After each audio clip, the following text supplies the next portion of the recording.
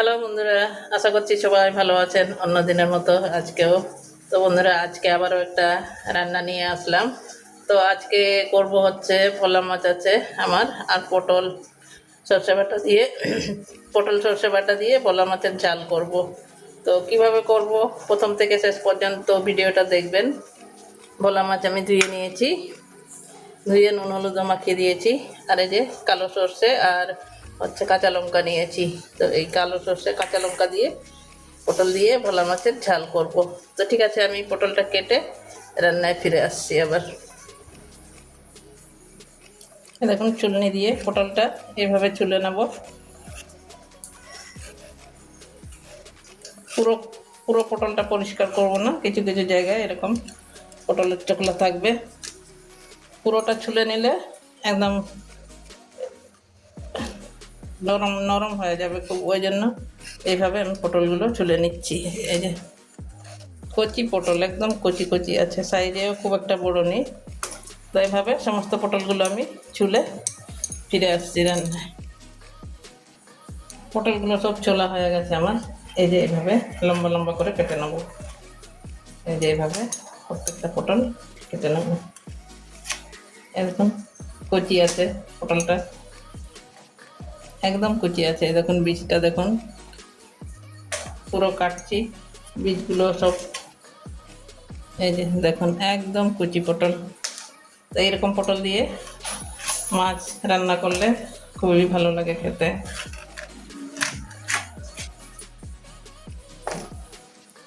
দুই একটা আবার ডাসা হয়ে গেছে, একটা পটল আমার ডাসা বেরোলো। ঠিক আছে বন্ধুরা, এবারে রান্নায় চলে যাব। যে এইভাবে কেটে নিয়েছি সমস্ত পটলগুলো।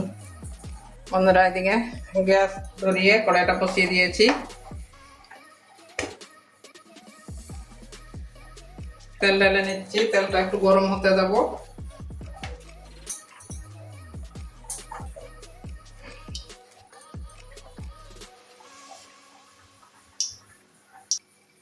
তেল গরম হয়ে গেছে, এবারে পটলটা ভেজে নেব।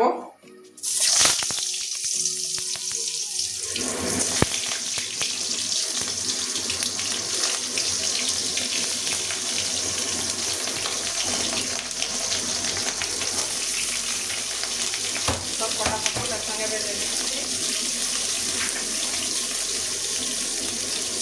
পটলে একটু হলুদ দিয়ে দেবো যাতে কালারটা ভালো হয়।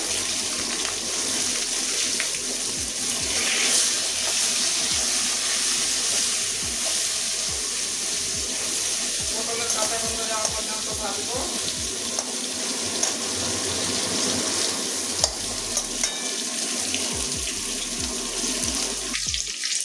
পটল আমার ভাজা হয়ে গেছে, এবারে তুলে নেবো। খুব বেশি ভাজছি না, খুব কাঁচা গন্ধটা চলে গেছে। খুব বেশি ভাজতে গেলে তেলটা একদম কালো হয়ে যাবে। পটল ভাজলেই তেল কালো হয়ে যায়।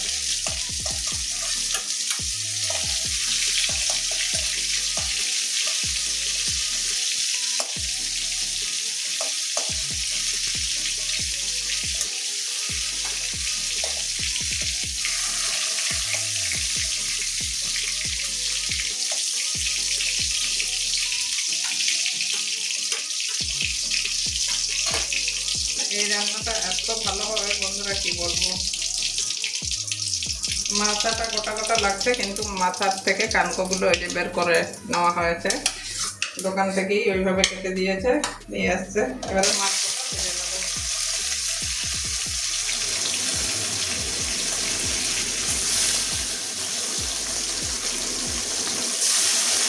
মাছটাও একটু লাল লাল করে ভেজে নেবো। এবারে মাছগুলো উল্টে দেবো। ভাজা হয়ে গেছে,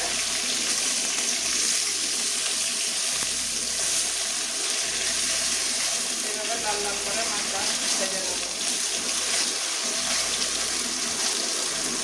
ওই দিকটাও এরকমই লাল লাল করে ভেজে নেবো। মাছটা আমার ভাজা হয়ে গেছে, দুই দিকেই লাল লাল করে ভেজে নিয়েছি। বেশি আর ভাজবো না, এরকম দুদিকেই লাল লাল হয়ে গেছে। এবারে তুলে নিচ্ছি।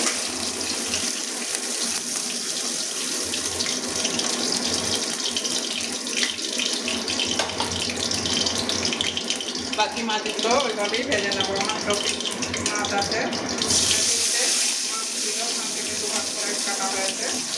বাকিগুলো ওইভাবেই আমি ভেজে নেবো।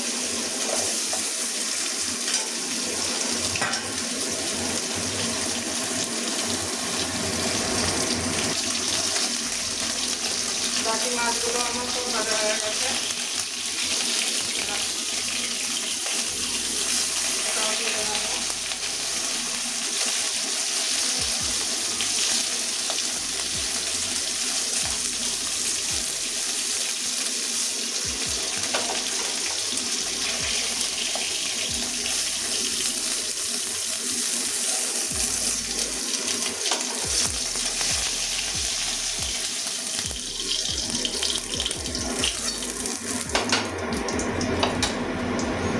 আর একটু তেল ঢেলে নেবো।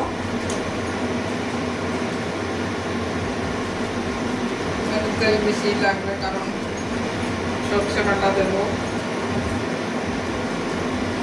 আবারও তেলটা গরম হতে দেবো।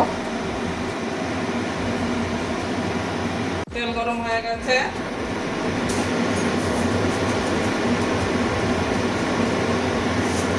এই যে কালো জিরে ফোড়ন দিয়ে দিচ্ছি, আর কাঁচা লঙ্কা কয়েকটা দিচ্ছি, মাঝখানে ভেঙে দিয়েছি। একটা শুকনো লঙ্কাও দিলাম।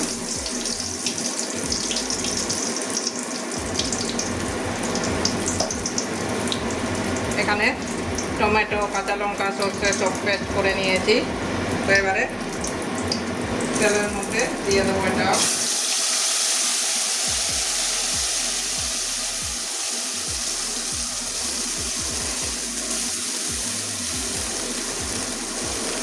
তেলের মধ্যে ভালো করে কষিয়ে নেব।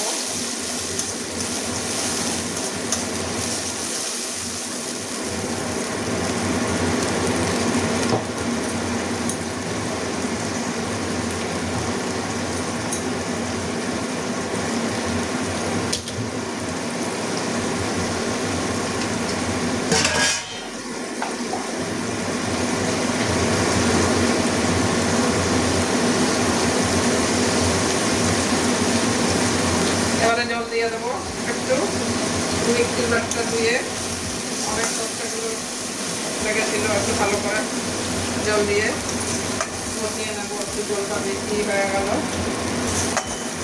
যাই হোক একটু কষিয়ে নেবো 2-3 মিনিট, ভালো করে কষিয়ে নেবো।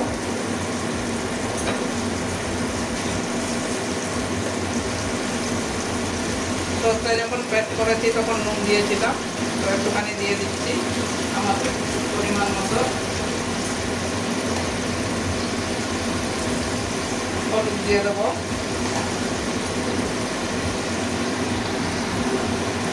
কালারের জন্য কাশ্মীরি লাল লঙ্কা গুঁড়ো দিয়ে দেবো।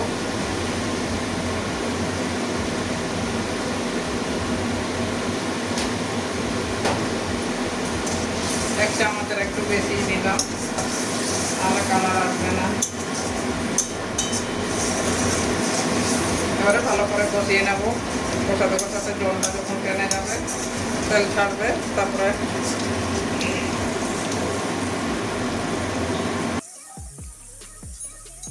এবারে মশলা থেকে জল টেনে নিয়েছে,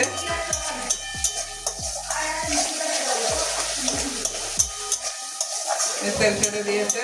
এবারে পটলগুলো দিয়ে দেবো।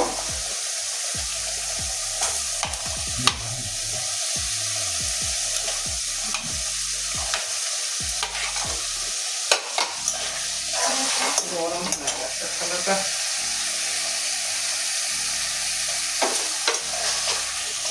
এবারে পটলটাও 2 মিনিট কষিয়ে নেবো ভালো করে।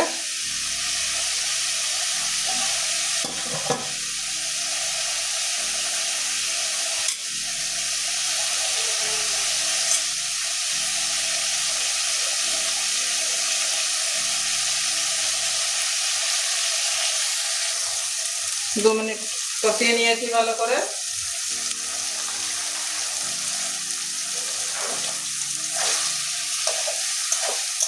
এরকম জলটা পুরোটা টেনে গেছে। এবারে জল দিয়ে দেবো।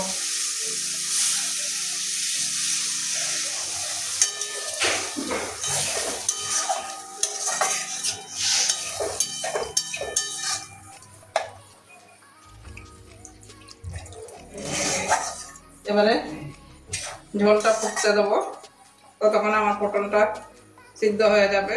এমনিতে তো ভেজেছিলাম। ঝোলটা ফুটলে মাছটা দেব।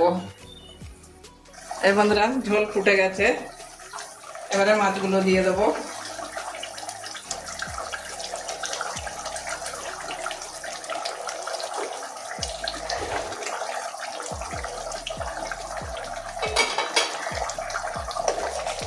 ভোলা মাছটা একটু নরম হয়, আস্তে আস্তে হবে, নাড়াতে হবে।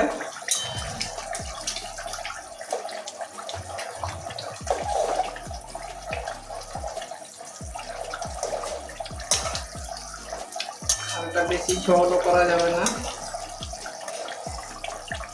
পটল তো ভেজেছি, সিদ্ধ হয়ে গেছে, তাও আরো 5 মিনিট ঢাকা দিয়ে রাখবো।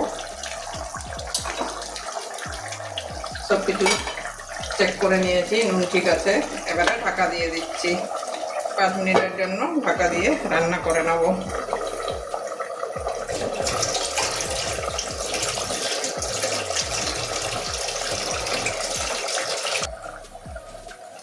মাঝখানে আবারও ঢাকনা খুলছি।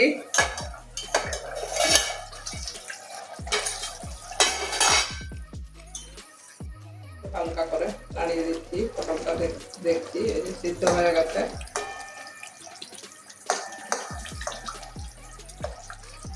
এবারে ধনে পাতা কুচি দিয়ে দেবো।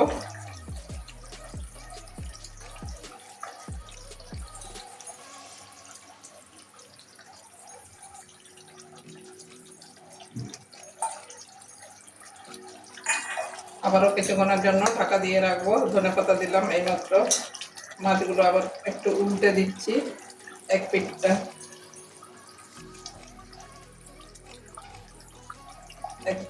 দিকে ভিতর যেহেতু জল কম দিয়েছি, ওই জন্য মাছগুলোকে একটু উল্টে দিতে হচ্ছে। এইভাবে প্রত্যেকটা মাছকে।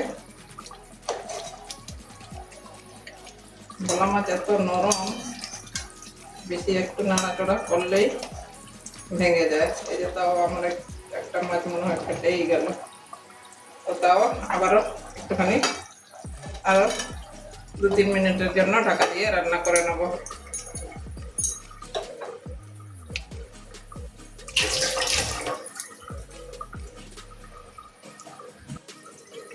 বন্ধুরা আবারও 2-3 মিনিট করে চলে আসলাম। এবারে আবারও ঢাকনা খুলবো।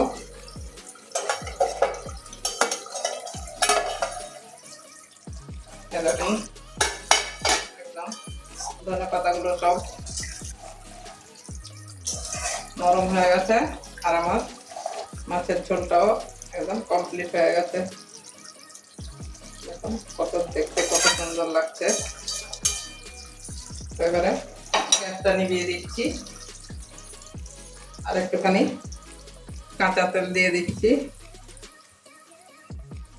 কাঁচা তেল দিলে এই তেলটা শেষ হয়ে গেছে। এই যে টাটা সরষের তেল ছিল, একদম খাঁটি তেল ছিল, ওই জন্য ওই তেলটাই দিচ্ছি। গন্ধটা খুব সুন্দর, তো তাও অল্প ছিল, অল্পই দিলাম। আরো আর একটুখানি দিয়ে দেবো। এই যে নতুন এটা টাটা সরষের তেল, আর একটু দিয়ে দিচ্ছি। বেশ গন্ধটা ভালো হবে, ঝাঁঝ উঠবে, ভালো লাগবে খেতে।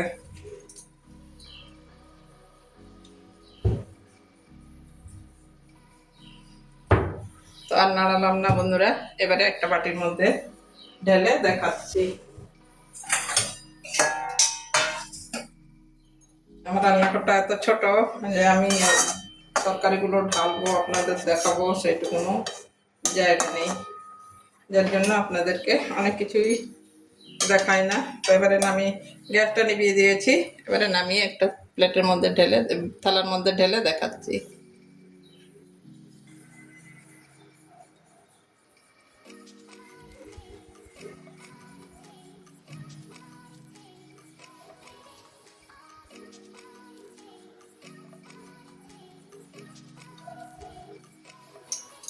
বন্ধুরা দেখলেন পটল দিয়ে, পটল সর্ষে বাটা দিয়ে আজকে ভোলা মাছের ঝাল করলাম।